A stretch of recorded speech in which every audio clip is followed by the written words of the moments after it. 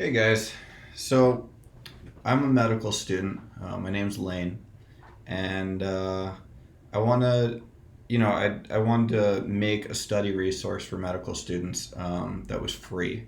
I've had a lot of trouble in the past, with trying to study for the shelf exams, for the step exams, for all the boards, all the things. But everything costs hundreds of dollars, and I don't have a ton of money. So after a while, I figured I would just make my own. Um, I don't know if anybody's actually going to watch this. If you do, that's awesome. And please give me feedback. Let me know how I'm doing. If I get something wrong, please point it out. I'm happy to adapt and change things. I'm a student. I get stuff wrong all the time, and yeah, I'd love to fix it. But all right, let's go through this journey. So as you can see, this is starting with biochemistry. It was my roughest subject, so I figure let's start with the weak parts. This map is kind of a conglomeration of something I found on the internet, plus some little things of mine that I tossed in there, and we're going to use it and go through each step. So it's kind of going to tie all of the biochemistry of medical school together into one image. And if you'd like, actually, if you want my notes or my PowerPoints, send me a DM. Please let me know. I'm happy to shoot them out. And yeah, and you should be able to click each link and move from place to place on here, and go through the whole map. So all right, so let's start with the carbohydrates. So this is going to be a basic overview of carbohydrates in that we're not, going into all the, glycolysis and all those things right now. We're just going to go through the basis of carbohydrates, the big overarching theme. So you've got three categories in carbohydrates based on how many monomers are in them. You've got monosaccharides, which are obviously a single sugar. You've got disaccharides, as the name implies, two sugars combined together. And you've got polysaccharides, which is a whole bunch of sugars, just all up in a line. Or not in a line, it could be branching, whatever. The point is, one's got a whole bunch of units, the other ones have a couple, or one. So let's go into monosaccharides first, probably the more important area. So there are three monosaccharides you actually need to know. I'm sure in medical school you've seen a lot more. I'm sure you learned about L's and D's and all these things. You don't actually need all that. For step one, you need to know these three: glucose, D-fructose, D-galactose. And these are their structures right here, although you won't need to know that either. You do need to know this equation right here, C6H12O6. That's important. That is the backbone of what makes a sugar a sugar. This is important for all the reactions throughout the body. So let's dive into glucose, by far the most crucial monosaccharide out there. It powers practically everything. So glucose, we got three brackets here: metabolism, locations of use, and cellular transport. So we're going to start by looking at these two. So metabolism, this is a rough overview of metabolism. We're going to go into this in much, much more detail in later lectures. But for this first one, just know that glucose is a big player. It's in everything: anaerobic metabolism, TCA cycle, HMP shunt, fatty acid synthesis, glycogenesis. It is, stored in various forms. It's used to create precursors for nucleic acids and other things. It's used just to, power things. And there's off products like lactate, which is very clinically important. So, just know that glucose is a major player. Now, the locations of use are important in glucose because it actually is different depending on where you are in the body. There are five main places in the body where glucose use differs, and we're going to go through each of those. The liver uses glucose for its TCA cycle and for the generation of ATP. But the big thing that the liver does is glycogen synthesis. The liver is there to create a massive store of glycogen and store up all that glucose in that form so that when you go through a period of starvation or something, your liver is able to release that glucose back out into your body and keep you moving. Now, the brain uses the TCA cycle for ATP, and it's using this constantly. It is hungry for glucose. Your brain needs all the glucose. Technically, your neuro professors are going to tell you that your brain can store a little bit of glycogen, but really not that much. And a way to think about this in the clinical sense is, whenever you hear about a patient being hypoglycemic, what's the first thing you think of? Seizures. They always get seizures. That's because the brain's getting starved. The brain relies on glucose, and even a small, decrease in that glucose, you're immediately hurting the brain. So then there's the muscle and heart. And the muscle and heart are going to use glucose for ATP, but they're also going to store that glucose as glycogen, just like the liver. The difference here is that in this case, they're insulin dependent. Your liver wants to produce a bunch of glycogen just for the future. Your muscles and your muscles and your heart, they also want to store up all that glucose for the future, but only if you're in a very well-fed state. They don't want to infringe on other things. That's why insulin is very important here, and that it's, more insulin means more glucose uptake and then more storage in the heart and the muscle. RBCs don't have mitochondria, so RBCs are rolling off anaerobic metabolism only, and that means that they are over here and they're producing a bunch of lactate. So glucose is very important for them because they don't really have any other options. That is it. They use glucose and they produce lactate. They're also pretty important over here in the HMP shunt. So these RBCs are going to produce NADPH, which is a very important component to a lot of pathways. But we're not going to worry about that too much right now. Just know that that's what's involved there. Now the fat tissue, the adipose. So in the adipose tissue, you are really trying to convert glucose over to fatty acids. You're trying to store that energy for the future. And again, just like the muscle and the heart, uptake is influenced by insulin.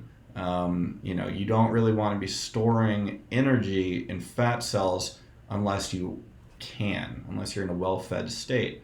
So insulin is a big feature here. Now let's go into cellular transport. How do you get glucose into your cells and how do you get them out of your cells? So, entry and exit. Entry has two systems, and those are subdivided, but we're going to go into the two major brackets here. There's sodium independent and there's sodium dependent. Exit for glucose, and for all monosaccharides really, is mostly based on GLUT2. GLUT2 is going to be your friend. So when you've got glucose coming down the intestine, it's coming through the lumen, it's going to go get shuttled into the cells in various forms. But then when it comes out of the cell into the bloodstream, that is going to be GLUT2, almost always GLUT2. And that's true for practically every monosaccharide. But we're going to go into that later. For now, let's dive into entry. So sodium independent. Oh wait, did I have that? No, I got it right. Sodium independent. So you can further divide this into insulin independent and insulin dependent. Insulin independent means that these transporters are using the concentration of glucose to push that glucose into the cell, or pull, I guess, the glucose into the cell. So you've got two transporters here, GLUT1 and GLUT2. Both insulin independent, both sodium independent. All they're relying off is glucose concentration. So GLUT1 is found in the brain and the red blood cells. It's unidirectional, meaning that it will pull the glucose into the cell, and that's all it's doing. You can kind of tell that here because the brain and the red blood cells, the brain needs that glucose. It's really working hard. It's pulling them only one way, just in. And the RBCs, same thing. They can't rely on anything else for metabolism and energy production. So just come on in. They just want all the glucose to come in, but they're not going to let it go the other way. GLUT2, we already talked about how GLUT2 is the exit transporter for glucose and all of the monosaccharides. GLUT2 is, of course, bidirectional, but its function is dependent on where you are in the body. So in the liver and kidneys, it's bidirectional, meaning that you want glucose to come into liver and kidneys, but you also want it to go out of the liver and kidneys when you're in a fasting state so that you can supply the body with energy. So that's why it's bidirectional in those. In the intestine, you have already pulled the glucose in across the cell, and now you want to put it out into the bloodstream. So GLUT2 in the intestine is just transporting that glucose out into the portal vein. The pancreas, don't really worry about it, just know it uses GLUT2. Insulin dependent. So this is your fat tissue and your skeletal muscle. It's GLUT4 here. And in this case, it's all about storing that glucose as glycogen or fat. Just know that GLUT4 is insulin dependent, and it's seen in your muscle and your fat cells. All right, now let's jump into sodium dependent entry. So there's two. This time we're going to go using regions of the body to look at these. And sodium dependent is exactly what the name implies. Instead of following the concentration of glucose or insulin, now you are following the concentration of sodium, and glucose is kind of like tagging along for the ride. As the sodium rolls from high concentration to low concentration, the glucose is going to follow suit. But this relies on a couple factors here. So let's start with the intestinal epithelium. So in these enterocytes, in the intestinal epithelium, it's going to start with SGLT1. And SGLT1 is going to pull sodium across from the lumen, from where the food's coming, across from the lumen over into the cell, this sodium. While it's doing that, it's going to pull the glucose across. And this is just diffusion. This is pulling that sodium from what is a high concentration area to a low concentration area, just pulling these guys in. Now, in order to keep this a low concentration area so that SGLT1 can keep working, you need to pull out both glucose and sodium. And the way to do that is first with the sodium, you're going to have a sodium pump, a sodium ATPase pump. And so that you're going to exchange sodium for calcium, potassium. You're going to push that potassium in, you're going to pull that sodium out, creating a low concentration of sodium in the cell so that this guy can keep working. Now at the same time, you want that glucose to come into your body as well. So our old friend GLUT2 is going to pull that glucose from the cell into the bloodstream, creating a low glucose environment in the cell. Now this just keeps running like a cycle. Renal tubes. So the renal tubules are going to do a very similar thing. Sorry about this. This image is a little reversed. I wish that wasn't the case, but I'm pulling things from online, and I don't know. I can make more images later, but it just takes a lot of time. But anyway, so let's say your urine's coming down here, and you need to recapture the glucose. You're going to do the same thing here, just it's called SGLT2 this time instead of SGLT1. But it works on the exact same premise. You're pulling sodium across, glucose is following suit.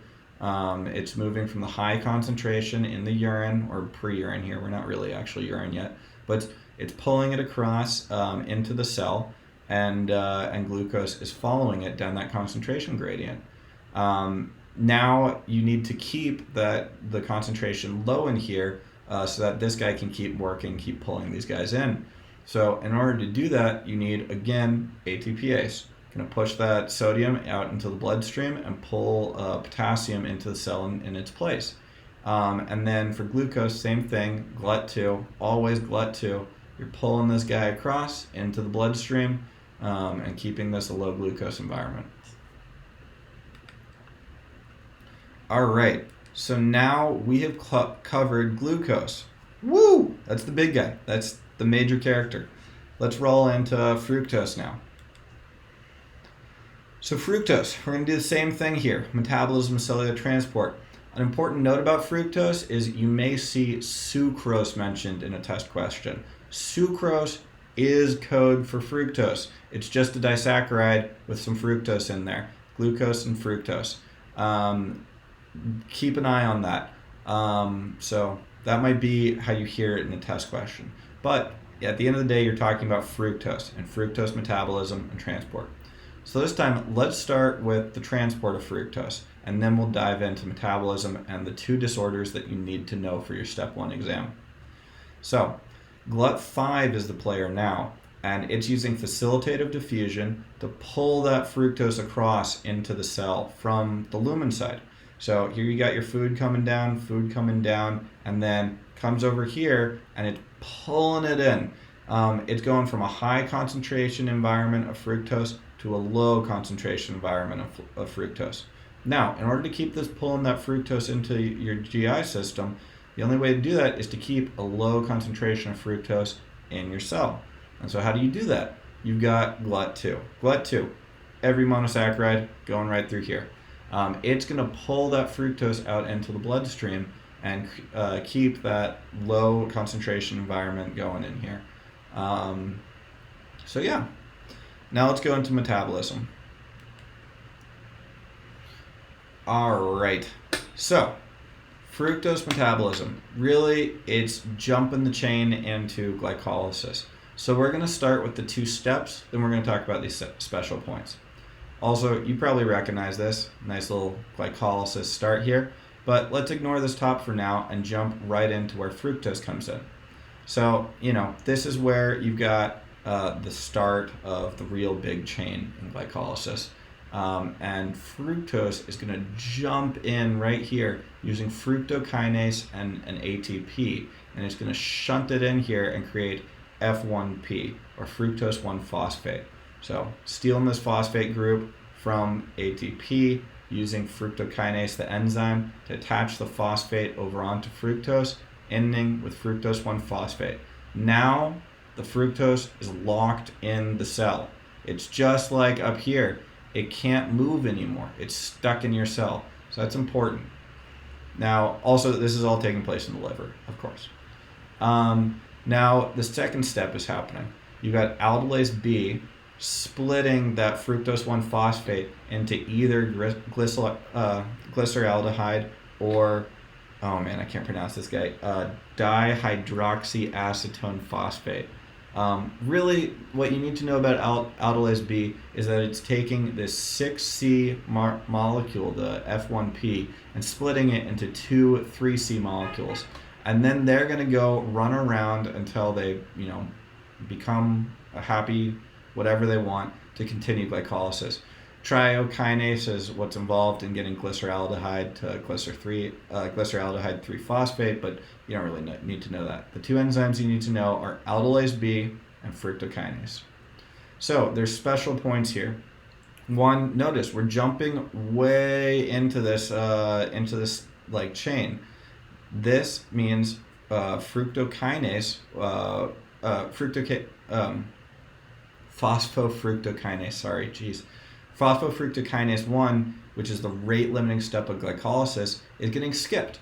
And that means that your fructose jumping in halfway through, it's actually not totally clear if this is the case, like if the clinical manifestations are the case, but this is why you might hear some pharmacologists or some other people, biochemists, argue that high fructose corn syrup is more dangerous for you because it's jumping through this step and it's jumping into the chain, and your body might not, here it would have some holdups and it would be able to stop the cycle if it sensed that this was high. In the case of fructose, it can't possibly sense that you've got too much going on, and so it's going to keep you going. And this is the theory for high fructose corn syrup causing obesity and things, but it's not totally clear if that's like actually the case. I don't know. I'm not going to go into it, but it's a good note. It is skipping the first steps of glycolysis.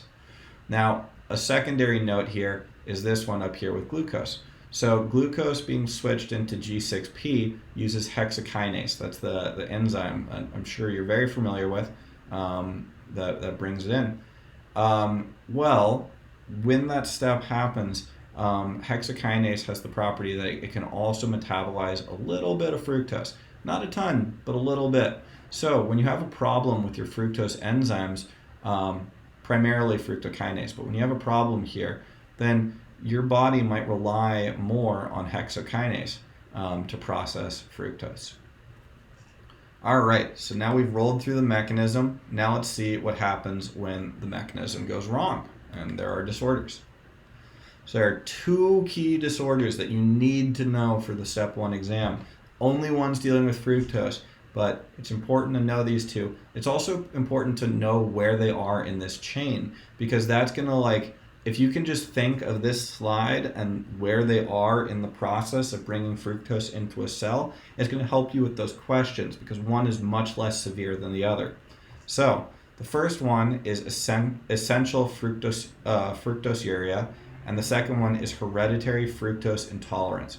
So which one do you think will be a little bit friendlier on the patient? Essential fructosuria. Geez, I can't pronounce anything today.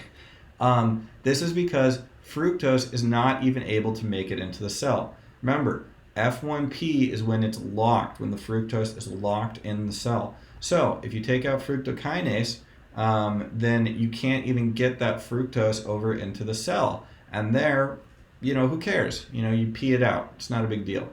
Here, hereditary fructose intolerance, that matters, because now you've gotten that fructose into the cell. It is F1P, but it can't move. It can't go down glycolysis. And now you're stuck with a product in your cell.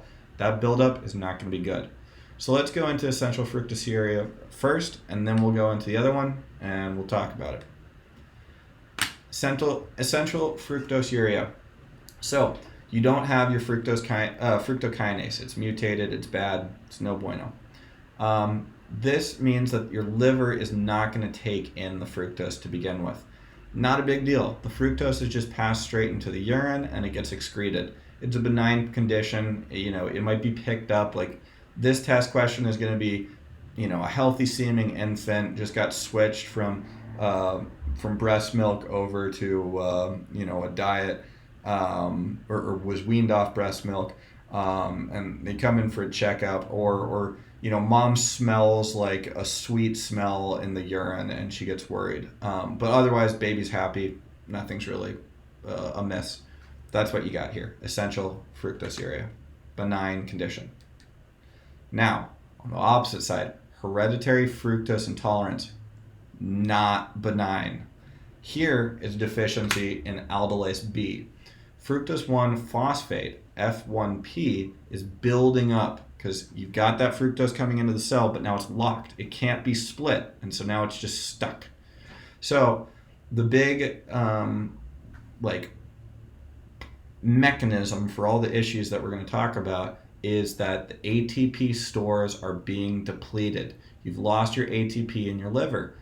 Because ATP, remember, you are using ATP along with fructokinase to bring that fructose into the cell, right? And that's still working fine. So they're taking that phosphate off the ATP, bringing it in, and now you've got F1P. But now aldolase B is not working, so you're stuck with that F1P. So you've used up all your ATP, and it's getting tied up in this F1P, and this is going to lead to a decrease in gluconeogenesis, which is going to lead to your hypoglycemia, your seizures, your vomiting.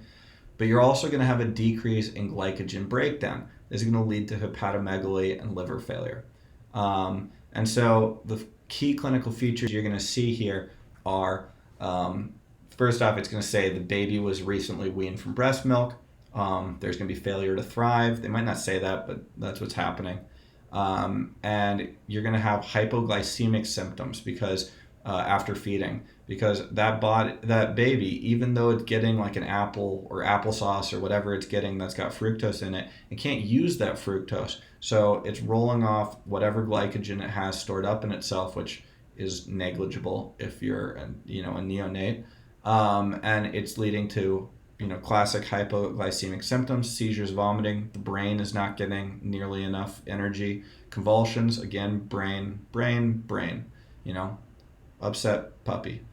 Then you've got hepatomegaly. So you're pulling in all this fructose into the liver, but you can't use the fructose that you've brought in. And all that's going to do is have F1P build up in your liver, which is going to make it huge. So that's your hepatomegaly. Also, you're going to have neonatal jaundice, not all the time, but occasionally. It's going to be like prolonged after birth. And this is all because your aldolase B is not working.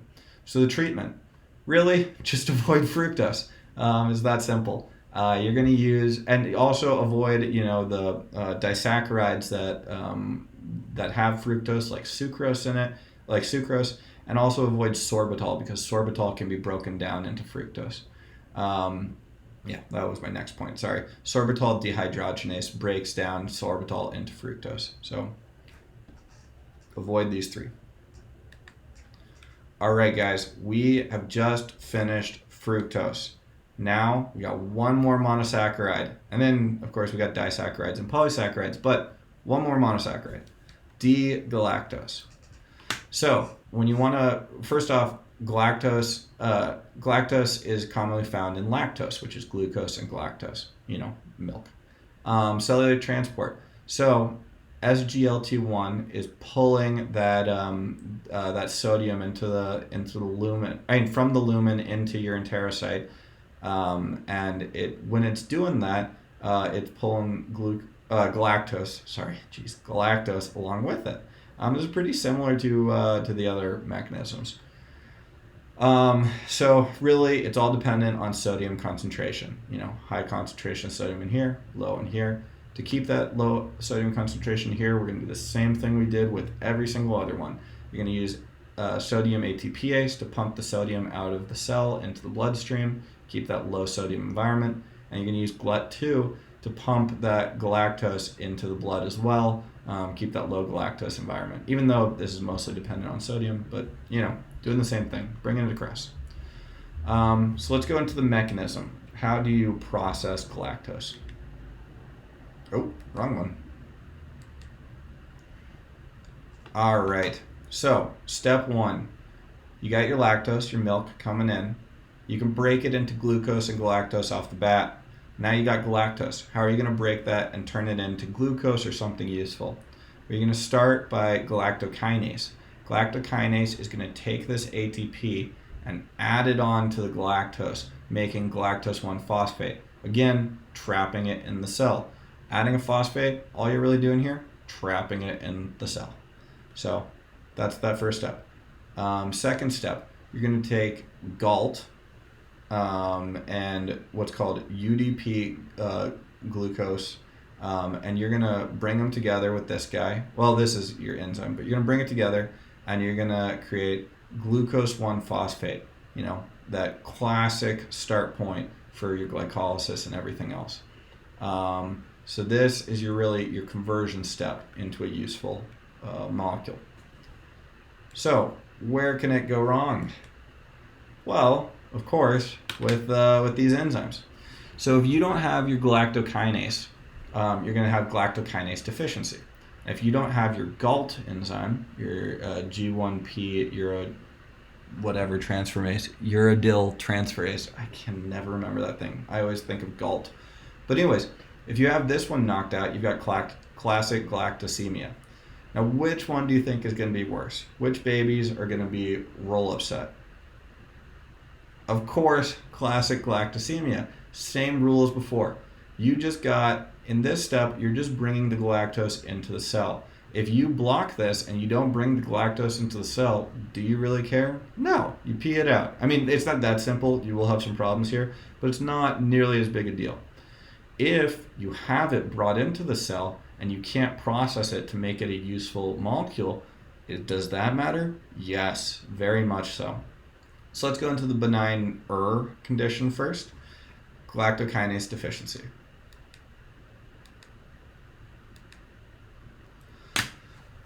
All right, so galactokinase deficiency. Galactose can't be taken up by the cells, so it's going to build up in your blood and your urine. Your patient's going to pee it out. The symptoms are going to present in a child or a young adult. It's going to take a little bit of time here. And that's because it's not nearly as big a deal here. You're peeing most of this out, so not a huge issue. However, when you do have a presentation here, it's going to be cataracts, and that's because the galactose that's building up in the blood is traveling to the eyes and getting converted over into galactocol, which is going to form deposits and end up creating cataracts. You can commonly see that the initial presentation with the patient is going to be vision problems. Galactokinase deficiency, again, I'm just emphasizing it's mild, think of cataracts, but that's pretty much it. Classic galactosemia. So this one, severe, think bad. So this is an autosomal recessive disorder. Know that, because genetics, they love to get you on those. Deficiency of G1PU, or GALT. It's going to lead to a G1P accumulation in cells. Remember, you can pull that galactose into the cell, but you can't process it further. So just like earlier, just like the cases earlier, this is going to deplete your liver's ATP supply, because that ATP is being used to put the phosphate over on this guy and keep it in the liver. Now you've lost all your ATP, your liver's struggling, and then on top of that, you can have this galactose that doesn't get into the liver like any of the other stuff. It's going to go and become galactocol just like before, and that's going to cause cataracts just like before. So the clinical features you're going to see in classic galactosemia are going to present early in the neonate. So before it was in a young adult or child, now it's in the neonate. And it's going to begin right after the patient is weaned off milk. Sorry, I'm thinking of the wrong thing. It's going to begin when the patient starts consuming milk, so very, very early in life, like first few days. And you're going to see hepatomegaly, liver failure, jaundice, and failure to thrive. And that's because you're building up all this galactose and galactocol in the liver. Now, some of that galactose is going to just get built up too much in the bloodstream as well. Even though you are able to pull it into the liver, you're still backing up a chain, right? And so you're going to have high galactose in the bloodstream as well. Some of that's going to get to the eyes. It's going to use the same polyol pathway, turn into galactocol in the eyes, and cause, you guessed it, cataracts. Brain damage, you're going to get brain damage if this goes on for a really long time. Not off the bat. But the treatment, avoid galactose. Don't give them any galactose, no milk. And screening. So there's a new GALT enzyme activity assay, so you can actually screen for this in newborns. It's part of the newborn panel. All right, so now we have gone through all of the monosaccharides. So let's go into disaccharides. This one's quick. So there are two disaccharides that the step 1 exam actually cares about. Those are lactose and sucrose. We already saw these. Just know that lactose is made up of galactose, which we just talked about, and glucose. And in order to break these guys apart, you use lactase. Sucrose is made up of glucose and fructose. In order to break these guys apart, use sucrase. That's all you need to know. Just keep it simple, keep it there. Now, polysaccharides. Also, we're going to make this real quick. You've got 3 ones the STEP exam cares about. Really, not so much with these ones. Mostly just glycogen. But we'll go through each one. So starch is a plant polysaccharide. It's made of glucose polymers, just in plants. Cellulose, also in plants, made of glucose polymers, but the bonds are different from those in starch.